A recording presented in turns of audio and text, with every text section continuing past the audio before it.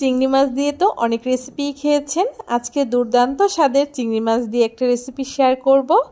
এই রেসিপিটি থাকলে গরম ভাত বলুন, ফ্রাইড রাইস, পোলাও একদম জমে যাবে। চিংড়ি মাছ খেতে তো আমরা সকলেই ভীষণই পছন্দ করি, তাই চিংড়ি মাছের যে কোনো রেসিপি হোক না কেন খেতে দুর্দান্ত লাগে। আজকে আমি আপনাদের সাথে শেয়ার করব দই চিংড়ির রেসিপি। এই দই চিংড়িটা বানানো যেমন সহজ, খেতেও হয় দুর্দান্ত।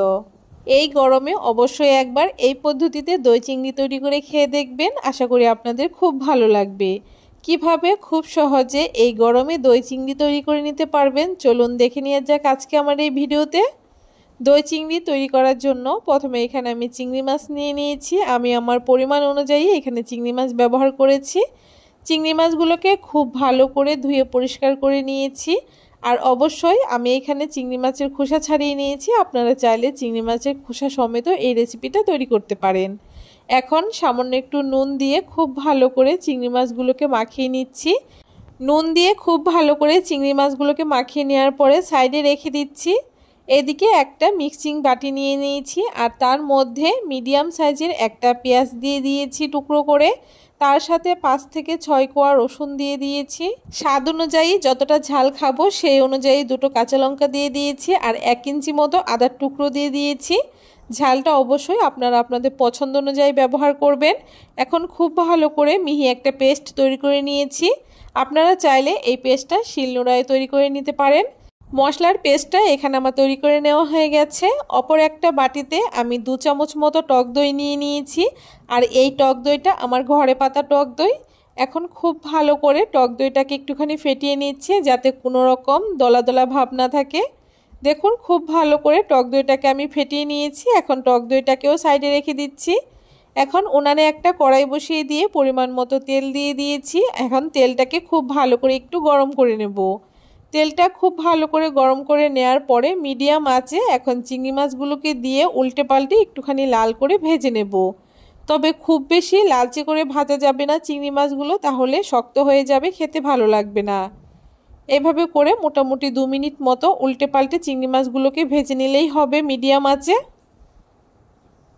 দেখুন চিংড়ি মাছগুলোকে এভাবে করে উল্টে পাল্টে ভেজে নিতে হবে। দেখুন এখানে চিংড়ি মাছগুলোকে খুব ভালো করে উল্টে পাল্টে আমি ভেজে নিয়েছি। এখন চিংড়ি মাছগুলোকে তেল ঝরিয়ে তুলে নিচ্ছি।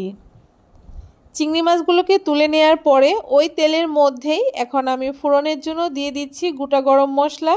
তার সাথে সামান্য একটুখানি গোটা জিরে দিয়ে দিচ্ছি আর একটা তেজপাতা মাঝখান থেকে চিড়ে দিয়ে দিলাম। এখন খুব ভালো করে নেড়ে চেড়ে মশলাগুলোকে একটুখানি ভেজে নিচ্ছি।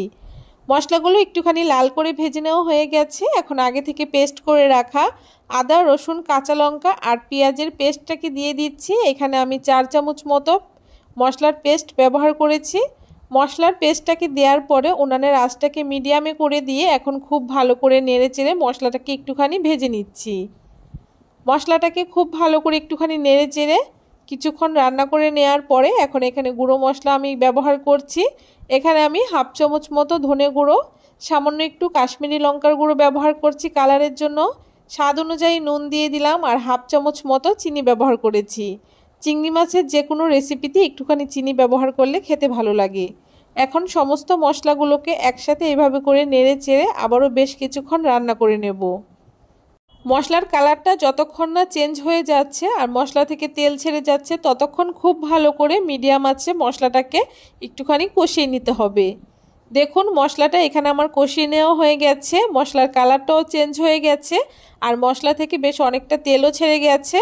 এখন এখানে আমি আগে থেকে ফেটিয়ে রাখা টক দইটাকে দিয়ে দিচ্ছি। আর টক দইটাকে দেওয়ার সময় অবশ্যই উনানের আঁচটাকে একদম মিডিয়ামে করে দিতে হবে। যদি হাই ফ্লেমে রেখে আমরা টক দইটাকে ব্যবহার করি তাহলে টক দইটা ফেটে যাওয়ার চান্স থাকে। তাই উনানের আঁচটাকে একদম লোতে করে দিয়ে টক দইটাকে দিয়ে খুব ভালো করে মশলার সাথে মিশিয়ে নিতে হবে। টক দইটাকে দিয়ে খুব ভালো করে মশলার সাথে মিশিয়ে নেওয়ার পরে এখন আবারও মশলাটাকে কিছুক্ষণ রান্না করে নেব যতক্ষণ না মশলা থেকে আবারও তেল ছেড়ে যাচ্ছে।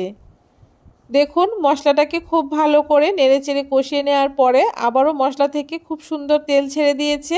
এখন এখানে আগে থেকে ভেজে রাখা চিংড়ি মাছগুলোকে আমি দিয়ে দিচ্ছি। এখন চিংড়ি মাছগুলোকে দিয়ে আবারও খুব ভালো করে কিছুক্ষণ রান্না করে নিচ্ছি। আপনারা যদি এইখানে একটুখানি বেশি গ্রেভি রাখতে চান সেক্ষেত্রে সামান্য পরিমাণে একটু জলও ব্যবহার করতে পারেন। চিংড়ি মাছগুলোকে দেওয়ার পরে নেড়েচেড়ে ঢাকা দিয়ে 2 মিনিট মতো রান্না করে নিয়েছি মিডিয়াম আঁচে। আর তারপরে দেখুন ঢাকা খুলে একটুখানি নাড়িয়ে চাড়িয়ে নিলাম। এখন দই চিংড়িটা আমাদের একদম রেডি হয়ে গেছে। নামানোর আগে উপর থেকে সামান্য একটু গরম মশলার গুঁড়ো আর সামান্য একটু ঘি দিয়ে দিচ্ছি, এতে এই দই চিংড়ির টেস্টটা আরও দ্বিগুণ বেড়ে যায়। গরম মশলার গুঁড়ো আর ঘিটাকে দিয়ে আবারও খুব ভালো করে একটু নেড়েচেড়ে মিশিয়ে নিচ্ছি। আর এই দই চিংড়ির কালারটা কতটা সুন্দর হয়েছে আপনারা দেখে অবশ্যই বুঝতেই পারছেন। রেডি হয়ে গেছে খুব সহজ পদ্ধতিতে দই চিংড়ির রেসিপি। এখন নামিয়ে নিচ্ছি। দেখুন কতটা সুন্দর হয়েছে আজকে আমাদের এই দই চিংড়িটা। অবশ্যই এই গরমে এই পদ্ধতিতে একবার দই চিংড়ি তৈরি করে খেয়ে দেখবেন, আশা করি আপনাদের ভীষণই ভালো লাগবে। দেখতে যেমন সুন্দর হয়েছে খেতেও ভীষণ ভালো হয় এই দই চিংড়িটা। কেমন লাগলো আজকে খুব সহজ পদ্ধতিতে এই দই চিংড়ির রেসিপি অবশ্যই কমেন্ট করে জানাতে ভুলবেন না। যদি ভিডিওটি ভালো লাগে অবশ্যই সবার সাথে শেয়ার করে দেবেন, আর আমার চ্যানেলে নতুন বন্ধু থাকলে চ্যানেলটাকে সাবস্ক্রাইব করুন।